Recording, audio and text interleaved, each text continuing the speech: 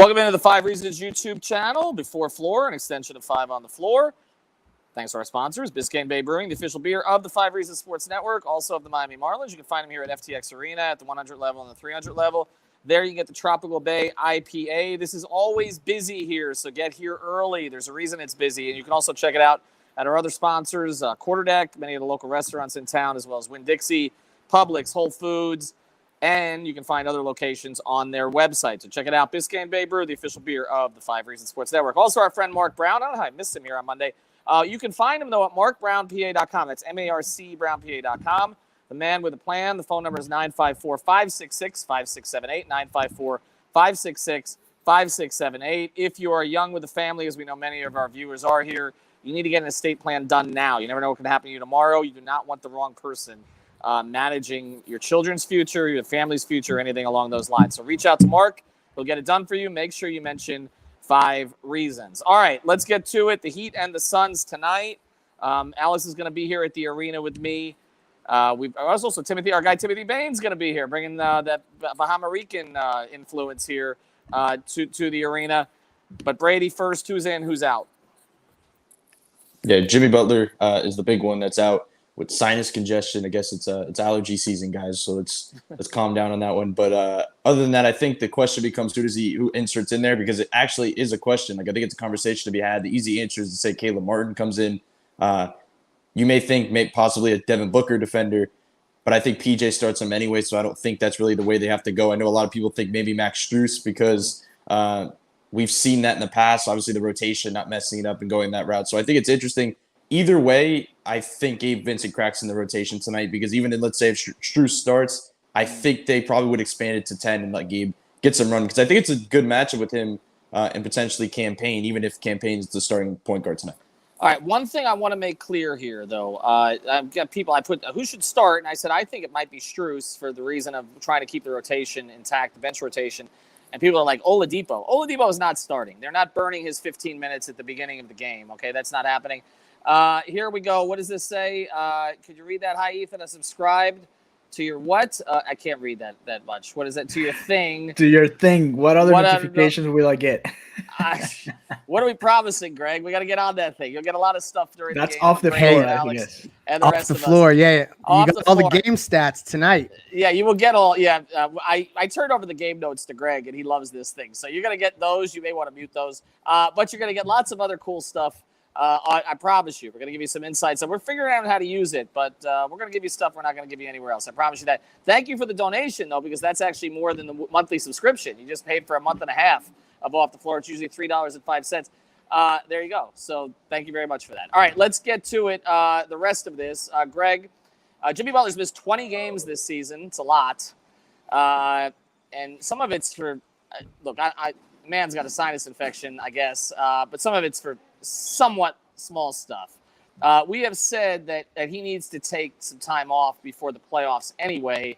This is not the game we would have targeted, perhaps. But they are 13-7 without him this year. That's been a big difference from the past couple of seasons. So how do you think they compensate tonight?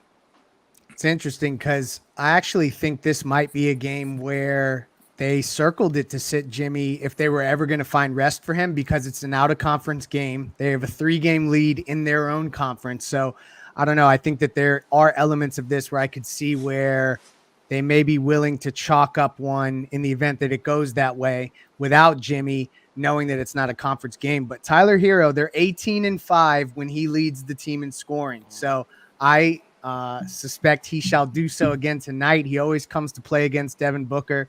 We remember the way Miami just absolutely handled Phoenix in Phoenix. It was their worst home loss of the season, and that remains that way right now. I think it was 123-100 was the final score out there. So, and I don't even, did Tyler even play in that damn game? I can't remember. He did. I know Duncan went nuts. No, they both went nuts. By the way, should I stop by and say hello to Eddie Johnson for you tonight? That's funny. I said I'd come on the show. They never responded back. The program guy, director, he never got back to me. Him and Turbidity. Yeah, so maybe I'll say hello to him tonight. Jonathan, Tyler Hero, I feel like now we're going to hear, he scores too much to be the 6th man of the year, because you're not allowed to score that much and still win the award. But I said before the year he'd be the leading scorer on the team. He has a chance to make up some ground on Jimmy tonight. He's 0.6 behind, and he has been, one of the 5 hottest players in the league since the All-Star break. He's averaging 25.5. 21.5 on Prize Picks, Ethan. I think you go over. They just put it up there. Use that code 5, FIVE. But the way that Tyler has played of late, you play through him tonight? Yeah, you definitely. I think offensively, that's the person you play through is him and Bam, right? That's the way you have to go. The other guys are just going to be your supporting role people.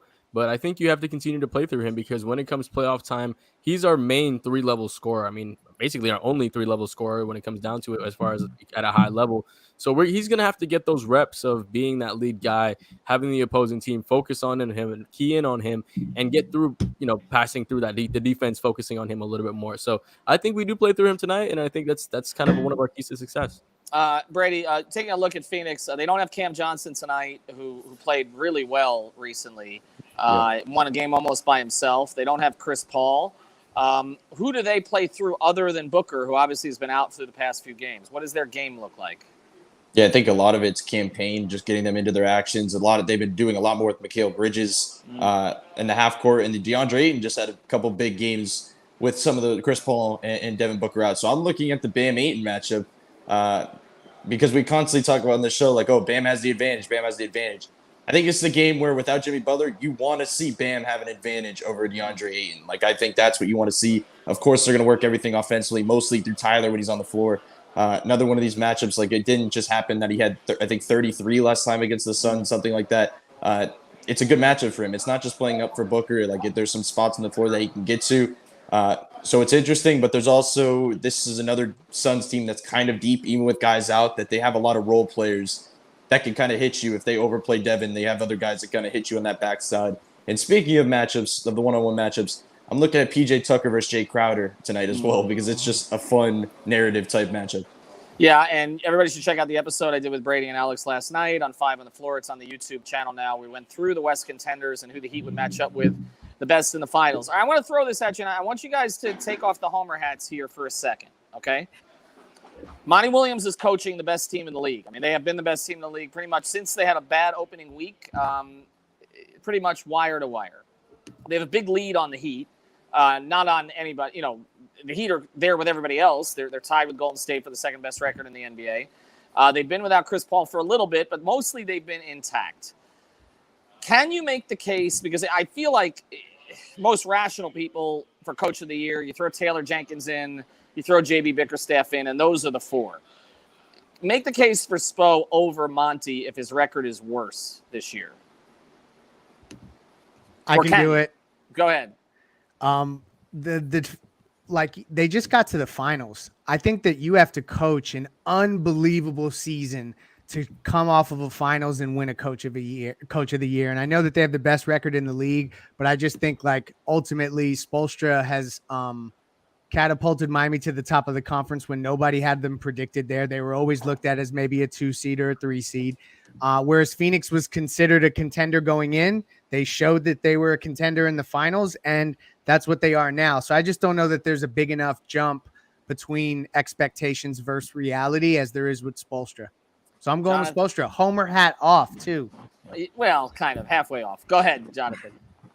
Yeah, this team is, leading the East right now. Like Greg said, we were decimated by injuries all year long. Until this recent stretch, I don't think there was more than 5 or 6 games that our big core 4 really even played together. So we've been handling teams outside of that. We made a big jump from last year. We went from getting, bounced in the first round just because of obviously overexhaustion from the 2 seasons. But getting bounced from the first round to being the first seed and holding on to it over teams that were, expected to be over us. Like we were expected to be a 4 seed, even coming into the season, thinking, okay, Brooklyn, we know is going to be better, right? Milwaukee, Chicago kind of came a lot of the dark, but, we thought these teams were going to be better than us, but Miami is vastly over-exceeded expectations. And I think that's the main thing. He's over-exceeded expectations with a less amount of players, like with players just consistently being out.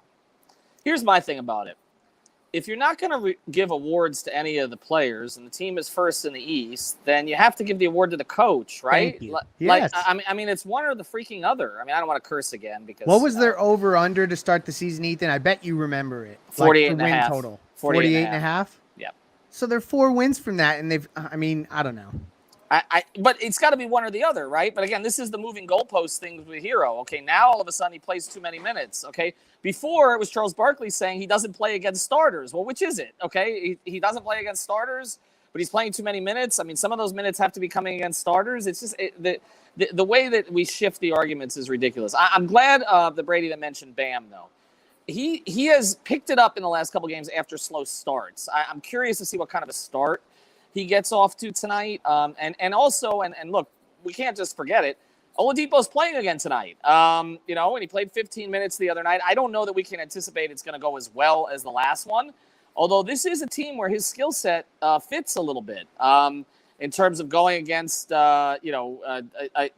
I think he can guard him a little bit and see where that goes. All right, let's get to the picks here. We mentioned Prize Picks. Prize Picks, the code, of course, is 5FIV. They just put the Heat players back on the board. They took them off when Jimmy was ruled out, and they put them back in. So they are back on the board now. But let's go to the picks. I'm going to go to mine quickly because I got to get to a Prize Picks show, actually.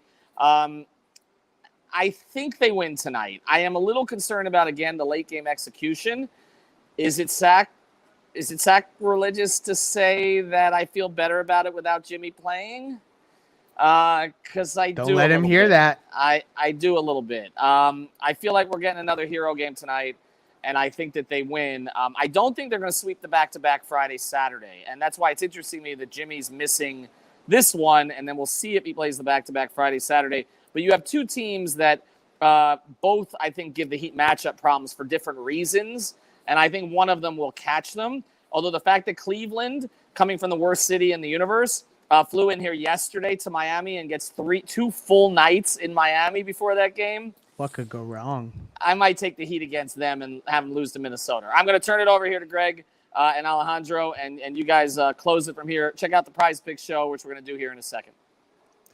So I know y'all expect me to pick the Heat because I always do, and I will pick them again. But I'll be dead honest. This is a game I don't feel as confident about as I usually do. The Heat, the Suns, I know that they just played in Orlando last night.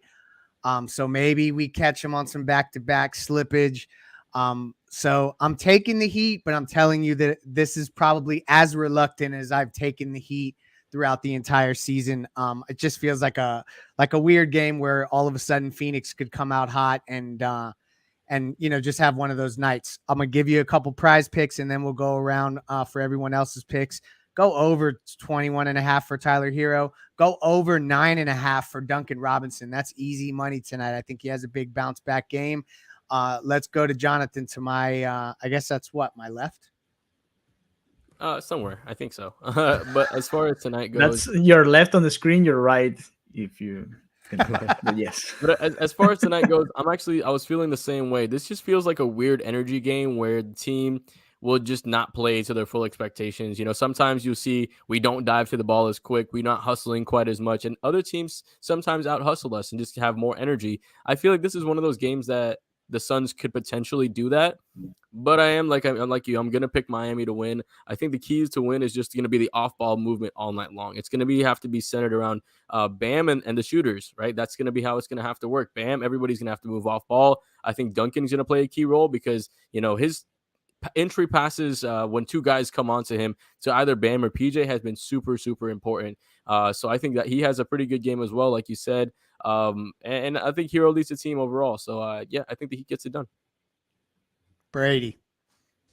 Yeah, I think first off, I think it's going to be a lot on Tyler and Bam, and I want to see a little of what we saw in Brooklyn. Like, that's kind of the key here. Without Jimmy, they're going to have to work a lot of stuff. If it does get down into late game offense, I want to see them execute it again because they were able to do it there.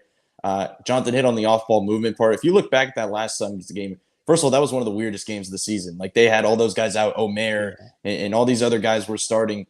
And what Spo did in that game, speaking of Coach of the Year cases, he took down that Suns team. And what he did was he basically gave Omer and PJ, put them in like post splits and told them to run the offense, if we remember back.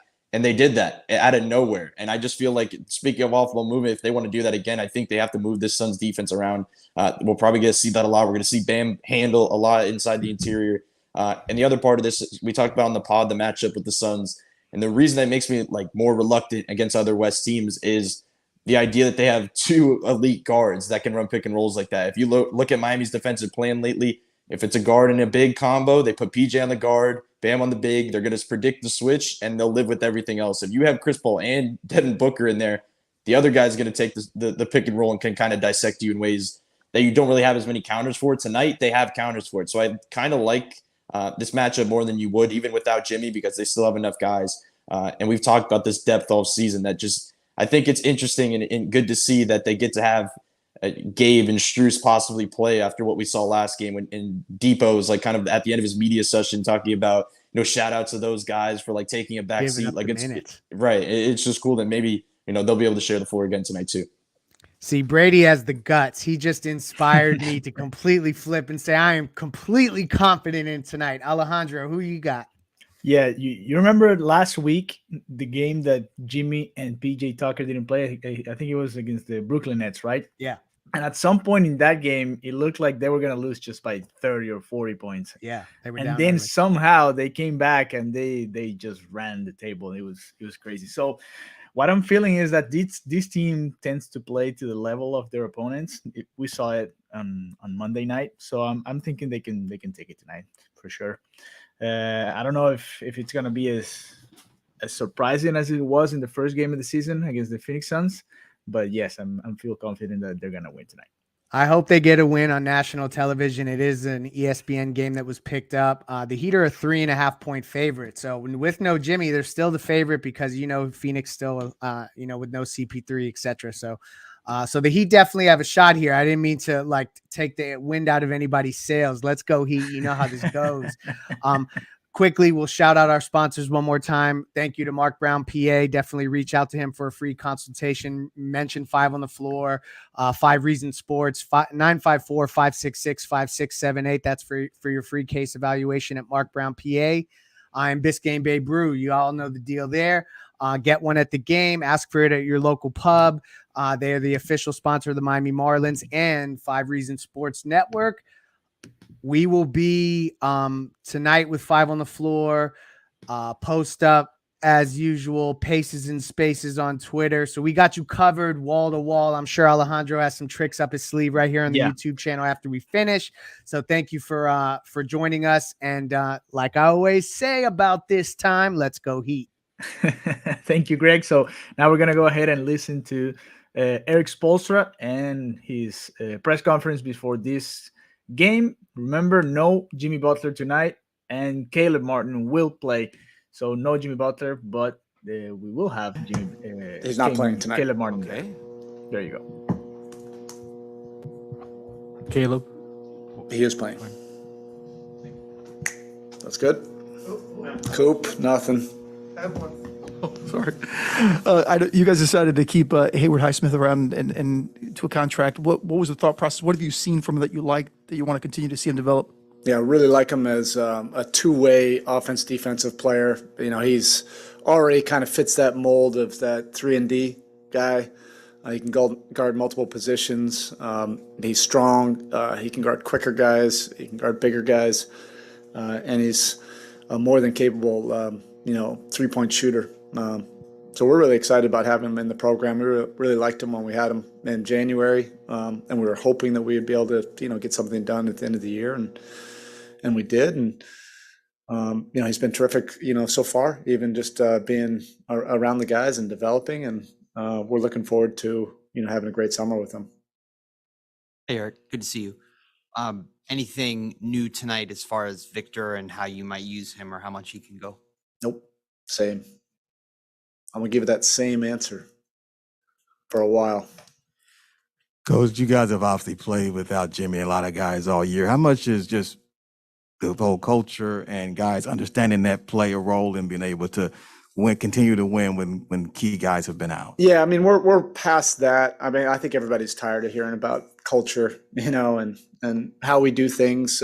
We're not apologizing for it by any means, but the guys have all had significant minutes, and they've had meaningful moments that have led to wins. That's earned everybody's trust, and everybody's gained a lot of confidence from that. And at this point in the season, 15, 16 games left, that the guys feel comfortable, when you have to step into a bigger role, and we can still function. Coach Devin Booker and Tyler Hero are two guys that have been compared pretty frequently because of their relationship and just similarities in their game. Do you see any of those similarities, and how important is it for younger guys when they come into the league to have somebody like Booker who will, be willing to reach out, offer advice, that type of thing? Yeah, I mean, that's that Kentucky Mafia fraternity. I think he's been a great mentor and resource for Tyler, going back to his year in college. And I can see, the comparisons. I don't like to get into the comparisons. Book he's a world-class player, at this point in his career. He's helped take a team, from basically the bottom of the league to the NBA Finals. Last year he's an Olympian, a multiple-year All-Star. And Tyler's just getting going, but he's just doing some fantastic things for us. We're really pleased with his progress, how he's developed, and how he's really learning how to impact winning, and to do that on both sides of the floor. Go via Zoom to Josh Moser. Go ahead. Hey, Coach. What are you wanting to see from Bam in his matchup tonight against DeAndre Ayton? All right. Thank you. Can you hear me? All right, some bad luck to our colleague there trying to have the last question at the press conference, but that was Erik Spoelstra talking about tonight's matchup. So no Jimmy Butler. We will have Caleb Martin, and Victor Oladipo will have the same amount of minutes, so 15 minutes tops for Victor Oladipo tonight against the Phoenix Suns. Remember, the Phoenix Suns coming to Miami with the best record in the NBA right now. And as Ethan said during the pregame show, we're gonna play for you guys the latest episode of 5 on the Floor. We posted it a little bit later tonight, so we're gonna go ahead and give you guys this here in a second. There we go. Here we have it. The matching up with top in the West. Matching up with top in the West. This is their latest episode of 5 on the Floor as we prepare for tonight's game. Welcome to the latest episode of 5 on the Floor and 5 Reasons Sports Network. Thanks for joining us on your favorite podcast app. We're on Podbean, Spotify, Google Podcasts, Apple Podcasts. We're also on Dash Radio on their Nothing But Net channel every single weeknight at 7 p.m. Also, check out the 5 Reasons YouTube channel before Floor, an hour before every game. Post up 5 hours as soon as the game ends. If you hit the subscribe button, you'll get all of our content, and there is a lot of it on all the South Florida teams. 5reasonsports.com for the latest takeaways from Brady Hawk and others on the teams in town. We do not have a paywall. And check out the great sponsors of the 5 Reasons Sports Network. While we're talking about the internet, you got to check out NordVPN. Online security starts with a click. NordVPN encrypts your internet traffic and hides your IP and virtual location. NordVPN helps protect you against bandwidth throttling from internet providers, where ISPs slow down your internet to get you to upgrade. NordVPN allows you to switch your country IP address to access Netflix, Disney Plus, and YouTube Premium in other countries for cheaper prices. They offer unparalleled browsing security and protection from hacking of personal data. So get your exclusive NordVPN deal by going to nordvpn.com/5RSN or use the promo code 5RSN to get a discount on your NordVPN plan. 1 additional month for free and a bonus gift at checkout. And you'll always get NordVPN's 30-day money get back guarantee. So check it out for internet security, nordvpn.com/5RSN. And now, today's episode. Yeah. 5 on the floor, ride for my dogs. Where here's the thing, you can check the score. Hustle hard, couple scars, wearing bubble frauds. Just like Butler said, you in trouble, y'all. Kept the floor playing, got it all banned. Y'all seen the block, stop with one hand. And Pat we trust, it's power have the guts. We're here to bring the heat, y'all can hang it up. Welcome to 5 on the Floor, a daily insider show on the Miami Heat and the NBA, featuring Ethan Skolnick, Greg Sylvander, and Alex Toledo, plus others from the 5 Reasons Sports Network. Welcome back to 5 on the Floor on the 5 Reasons Sports Network. Here's today's floor plan. I got Brady Hawk. You can follow him at Brady Hawk 305. I've got Alex Toledo. You can follow him at Tropical Blanket. The Miami Heat win. Well, as we're speaking last night, by the time you listen to this, maybe 2 nights ago, they're first in the Eastern Conference. They're clear by 3 games. They have tiebreakers over most of the key teams in the East. They've got Victor Oladipo back after an extremely successful 15-minute stint. We all covered that. Check out the YouTube channel and the podcast feeds. We did plenty of episodes on that already. They've got Markieff Morris coming back soon. Kyle Lowry is back with the team. Things look, knock on something, pretty perfect right now. And so we're going to tempt fate here a little bit. The Phoenix Suns are in town. They are not in town with all of their core players, including Chris Paul, but they have been. There's no question about it. The record says it, but also just the way they conducted themselves this year. They're the best team in the NBA. They're coming off an NBA Finals appearance. They got off to a slow start this year. They've gone on 3 incredible runs already this season. Devin Booker is a legitimate superstar type talent. Sorry, Justice.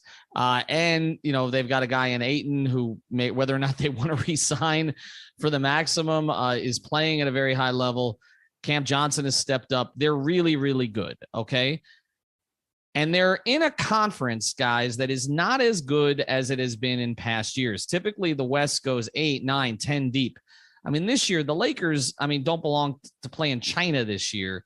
And they're probably going to make the play-in just because the conference is not great. This is going to be only the second time since 1999 that the 8th seed in the Eastern Conference has a better record than the 8th seed in the Western Conference. That is how much this is tilted. But there have been a couple of teams at the top. It has been basically Phoenix, Golden State, and then Memphis has made a move over Utah. And Golden State has fallen back lately, where actually they are now tied with the Heat for the second best record in the league when they had about a 10-game lead over the Heat 2 months ago. So what we're going to talk about tonight is what would be the Heat's prospects if they get out of the East? Which are the teams that would give them the most trouble?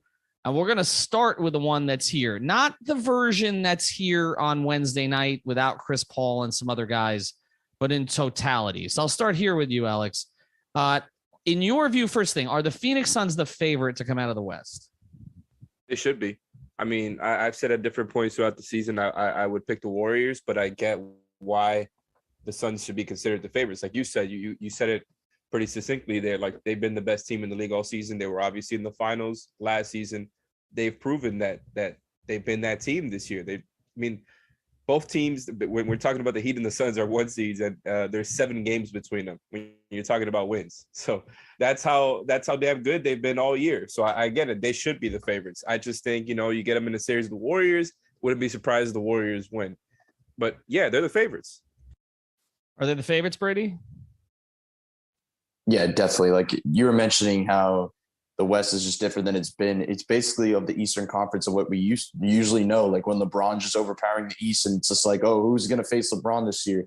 That seems like where the Suns kind of sit right now, because they just clearly the games won, the games that they're behind them kind of tell you that, but they're just a better overall team from top to bottom. But I think from a fun exercise sense, I think the Heat and the Suns would be just a really fun matchup, just going player by player, because they're similar in a lot of ways of just the Chris Paul, Kyle Lowry dynamic. Obviously, 2 different players, but the veteran point guards who set other guys up, the Ayton Bam stuff, the Crowder, PJ Tucker. They have guys off the bench in Cam Johnson and Cam Payne, just like Hero and Oladipo. Like McGee and Dedmon are probably 2 of the best backup bigs in this league.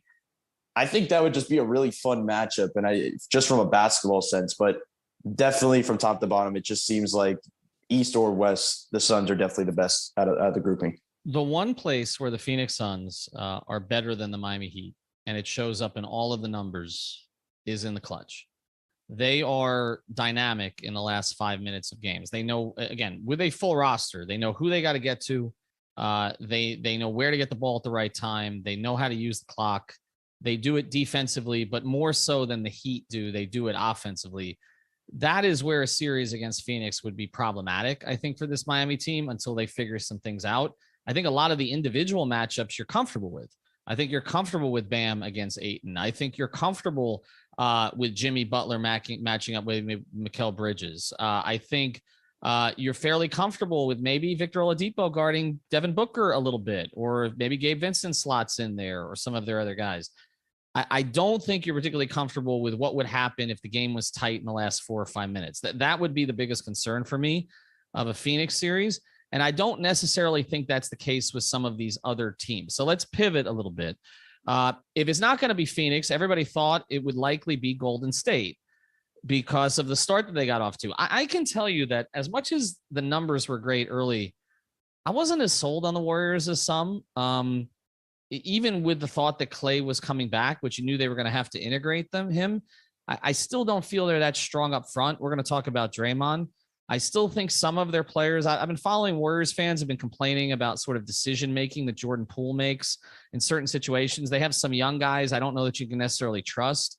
And Andrew Wiggins, to me, all-star mention or not, is not somebody you can count on consistently. And it's starting to show up right now with his numbers. So I'll start with you on this, Brady. Does Draymond fix everything for them? Basically, like it feels like that is what it is, because if you're talking about the defensive numbers, they have not been good without him. He can fix that. Their half court stuff, like it just feels like he can get Steph involved and get other guys involved, rebounding. Like every aspect that they're missing lately is probably Draymond can plug it. But to relate it to a Heat sense in comparison, let's say to the Suns, Warriors kind of fit what Miami does defensively a little bit more than I would say Phoenix would. And the reason I say that is because if we dumb it down to like the things Miami does defensively that we're used to, when there's like a guard and a big combo, they put PJ on that guard and they just immediately switch it. If they're switching that combo between Steph and Draymond that's constantly spammed, and you have Bam on Steph and PJ on Draymond, generally you feel really comfortable with both those matchups. When in the sense of Phoenix, if you don't know which guy to put PJ on, because the other guy can just pull up the pick and roll and kind of dissect it in a way that just makes it much different. So it feels like schematically, defensively, Miami would probably fit the Warriors a little bit more, but it's just the sense of like they can explode in any game because that's just the type of team they are. So it just feels like I'm interested to see how much Draymond really does plug. And I think, what is it, like 4 or 5 more games until he even comes back? There's going to have to be some rhythm there. But if they catch some fire, they end up in a finals run. They are just a high level offense and firepower team that also has generated, some really good numbers defensively. Alex, how do you like their matchup against the Suns, and how would you like their matchup against the Heat? I like what Brady was talking about there because it got my gears going a little bit mentally, trying to go through the matchups in my head and thinking about what he was talking about there as far as what the Heat like to switch and how it would look versus each of those. And it's tough, man. Like I think before I would have said the Warriors are the tougher matchup. I still might be there, but it's just hard to think about because it feels like we've been focusing on the Eastern teams so much this season as far as playoff matchups. And now when I'm focused to think about the Warriors and the Suns, it's really hard to choose between them because the Suns have absolutely been the better team all series. But I'm just a little bit more scared of Steph on the offensive side. And then Draymond and the elite Warriors defense hasn't been that good yet. But I kind of expected him to kind of not be Clay right away, even though a lot of what he does is 3-point shooting.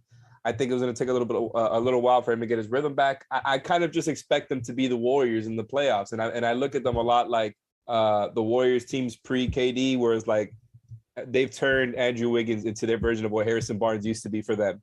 You've got Steph and Draymond. Obviously, you're hoping Clay can go back to a certain facsimile of what he was before, and I just think like they've been an elite defense all season. You also have Jordan Poole, who's like, I don't know, 3/4 of Tyler Hero for them, maybe a little more, but he's been good in that role for them. I just think like they're a really talented team, and I'm a little bit more scared of them than I am of the Suns, maybe because I don't really trust the Aiden stuff as far as like he's always going to have tough defenders on him, even if he gets smaller guys switched onto him. There's always going to be help.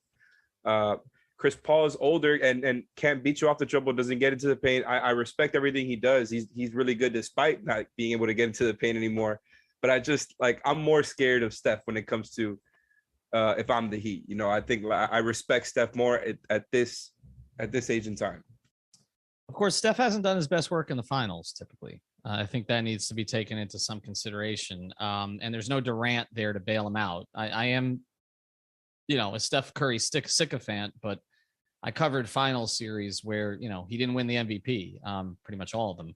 And so I do think that we've seen with him, there has been a little bit of an efficiency drop with the exception of the All-Star game of late. And here's the other thing about it. They've done a number on him. I mean, the Heat in the past, there was a stretch during the big 3 years where he went crazy on them.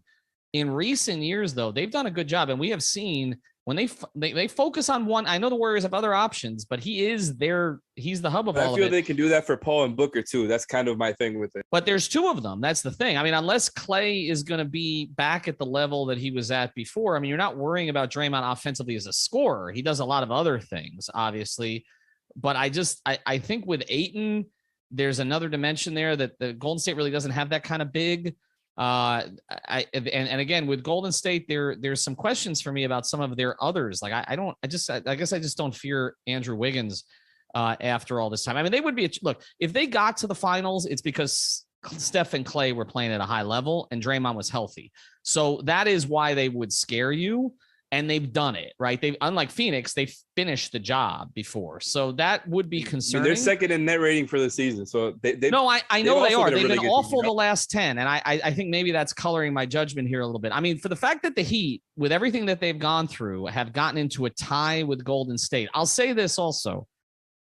I mean, I love what Steve Kerr does from a schematic standpoint, but for a playoff series, give me Spo. Okay, I think, and Kerr has made good adjustments over the years, putting Iguodala in the final in the starting lineup after not doing it against the whole season. He put him in the starting lineup against Cleveland.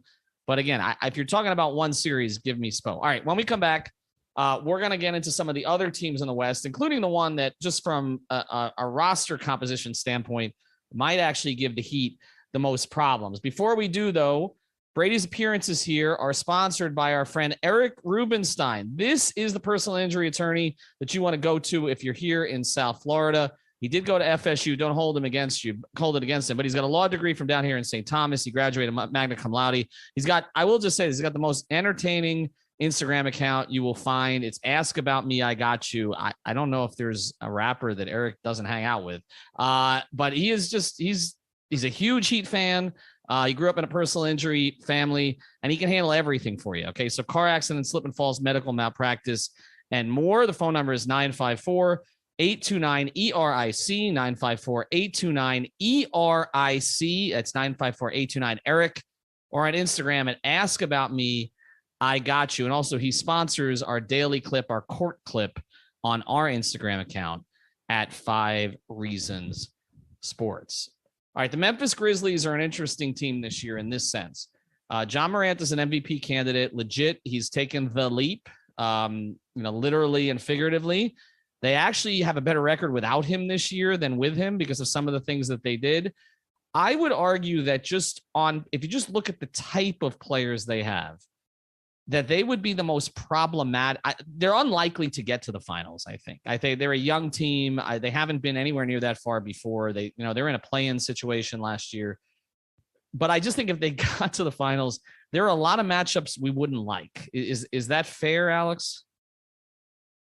Oh, it's more than fair. They would present a lot of problems, and it's just a team that has constantly made me look stupid this season because every time I kind of try to box them in, they get out of it and like, oh yeah, they'll be a cool 7 seed, oh, a 5 seed, oh, 3 seed. Like they just keep climbing and keep getting out of it. And it's just what happens when a young team figures things out so quickly. I think we're just not used to seeing it. Ja is one of those type of talents, but you got Jaren figuring it out. You got Desmond Bane playing at a really high level there.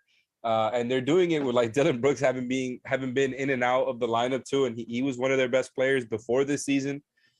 They've got a lot of guys up and down the rotation who are just good players. Most of them are young. And I think I said this last season, like all of them play like vets.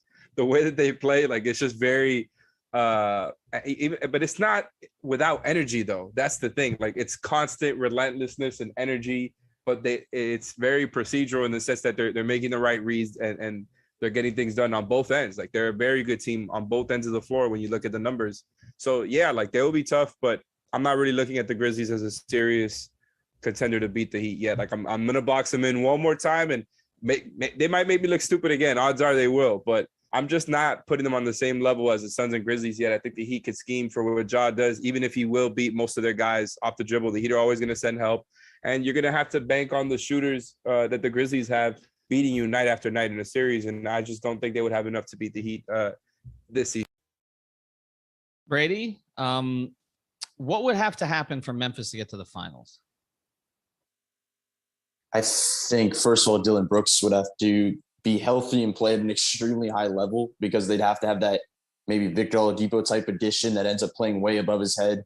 And the other thing I think from Miami's sense, it's kind of to his point, was they would probably box Ja in and try to do that the other shooters would just get good open looks. That's probably the last team you want to do that against. Like, among the teams that we're discussing in the West, like, they have more options around him. That I just feel like it's interesting. They remind me, though, of like Atlanta of last year. Like, it feels like they can make a run maybe to the Western Conference Finals, but that would probably be the capped out, because I feel like maybe Ja, like Trey, could just go on an incredible run. Maybe some of the role players play above them. But other than that, it just feels like this is just like a really unlikely option, because I just can't see them taking down, like, we're talking about them playing like vets, but they're going to be playing against real vets that have been in these situations, been in the playoffs, been in the finals, in these Warriors and Suns teams. It just feels like it's going to be really hard to picture them being in that type of final situation. All right, we're going to get to your wild card team here. Okay, so think of this as we go to break.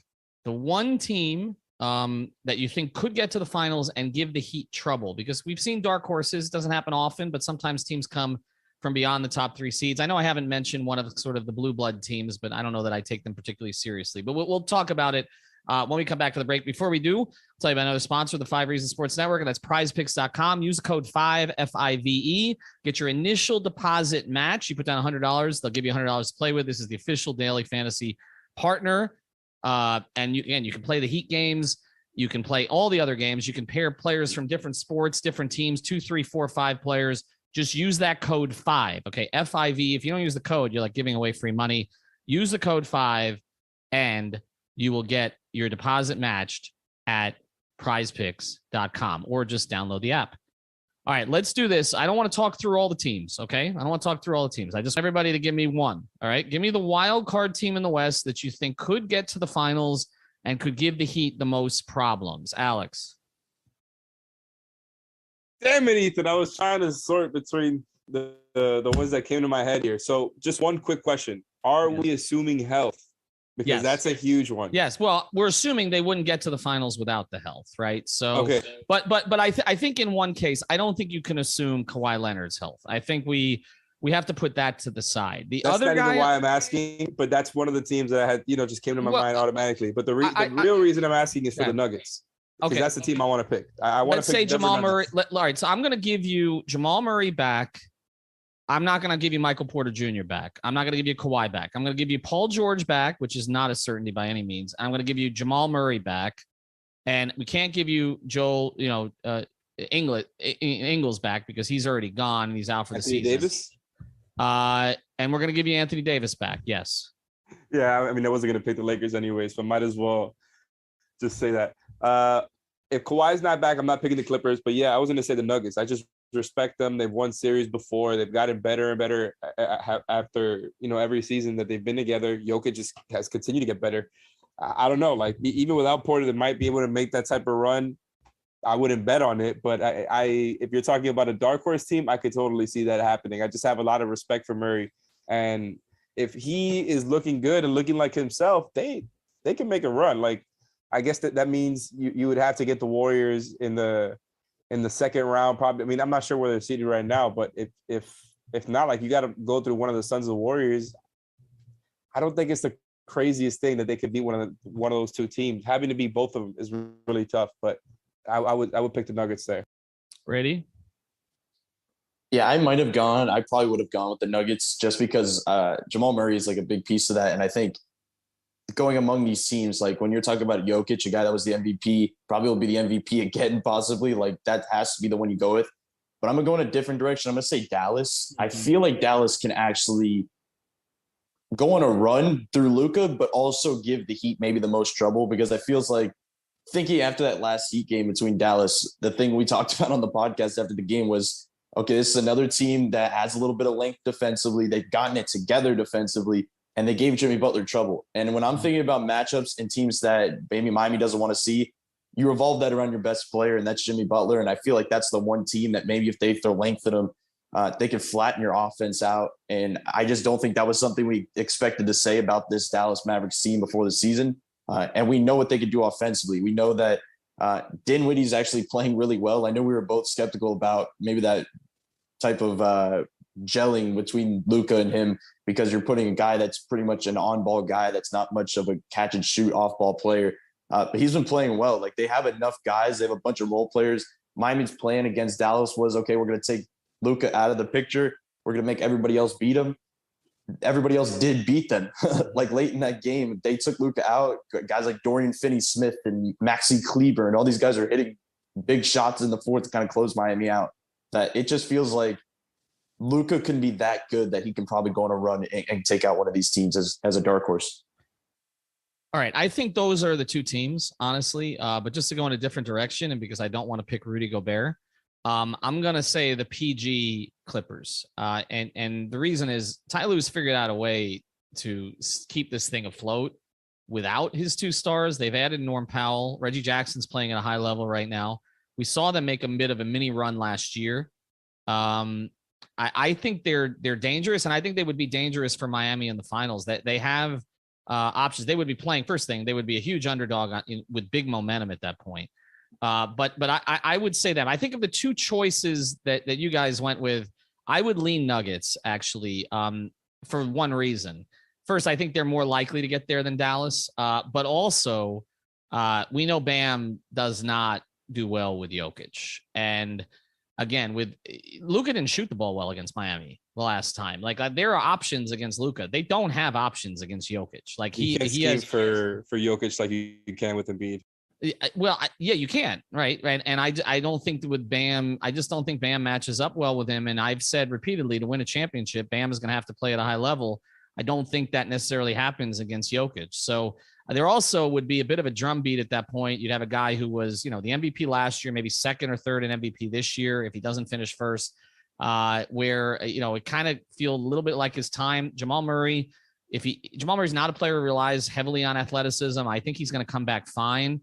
I don't know that losing Porter hurts them that much. And I think that they would be a problem for Miami. So I would lean more Nuggets than Mavs.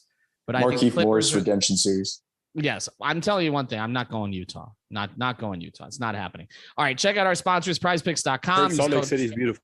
Use code 5. I don't want to go to Utah. Maybe that's the problem. Wayne told me. Eric Rubenstein, our personal injury attorney here. You can check him out at Ask About Me. I Got You on Instagram. He's going to have a website up soon as well. And nordvpn.com/5RSN. Have a good night, everybody. Or day. Thank you for listening to the 5 on the Floor on the 5 Regional Sports Network. All right, guys. Thank you for joining us for the pregame show tonight. The Miami Heat facing the Phoenix Suns. The starting 5, Bam Adebayo, Duncan Robinson, Gabe Vincent. He's going to be inserted in the starting 5. Remember, no Jimmy Butler tonight. So Gabe Vincent, PJ Tucker, and Kyle Lowry. So going back, it's Kyle Lowry, PJ Tucker, Gabe Vincent, Duncan Robinson, and Bam Adebayo. That's the starting 5 for the Miami Heat tonight. The game should be starting in about 10 to 15 minutes. So thank you very much for joining us here on the pregame show. Remember, Pace and Spaces during halftime on Twitter. If you follow us, go ahead and go to Twitter. As soon as the second quarter is over, we're going to be doing Pace and Spaces during the halftime. And then as soon as the game's over, come here to the 5 Reasons YouTube channel. We will have the post-game show for you guys. Have a good night. Enjoy the game. And we will see you later tonight here at the 5 Reasons YouTube channel. As usual, if you haven't done so, please subscribe, give it a thumbs up, leave your comment here, and that way you can help us to keep growing this community. We're on our way to 17,000 subscribers here on the YouTube channel, and that's thanks to all of you and all you do for us. Have a good night. Last comment here. Let me read it real quick. Let's go Heat. That's it. Dietrich, let's go Heat. Enjoy the game, and we will see you later here on the 5 Reasons YouTube channel. Bye-bye.